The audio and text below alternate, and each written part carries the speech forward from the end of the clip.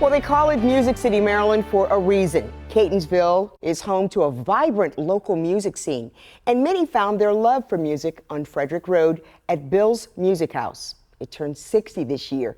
WMAR 2 News' Jack Watson reports from the store, still hitting the right notes 6 decades later.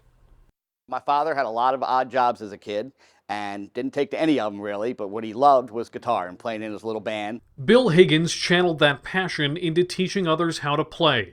He and his wife Nancy opened a small shop in Catonsville with about half a dozen guitars.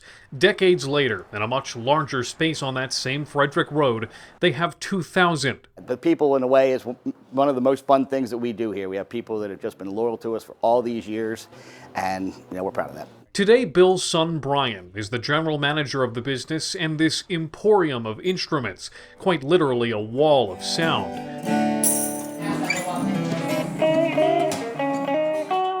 This year marks a milestone, 60 years in business. We love music. We believe in music. We believe that's kind of what brings us all together and connects us as people. So to think we had a part in that in somebody's life means the world to us. We just made some new t-shirts for 60th anniversary. Every week on social media, we have somebody who's been important to Bill's Music House all through the years, so we spotlight them. At its core, Bill's is still a family business, with Bill's wife, siblings, and in-laws still involved. To get to work here my whole life with my family has meant everything.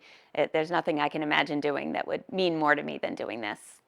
Bill's Music House lost its namesake 1 year before he could celebrate 60 years.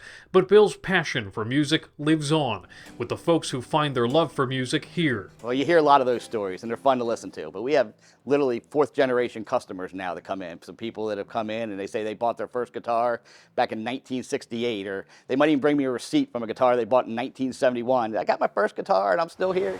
The store's connection to Catonsville is not lost on them. Music City, Maryland is a point of pride. At the end of this year, they'll formally celebrate 6 decades and all the chords they've struck over the years. In Catonsville, Jack Watson, WMAR 2 News.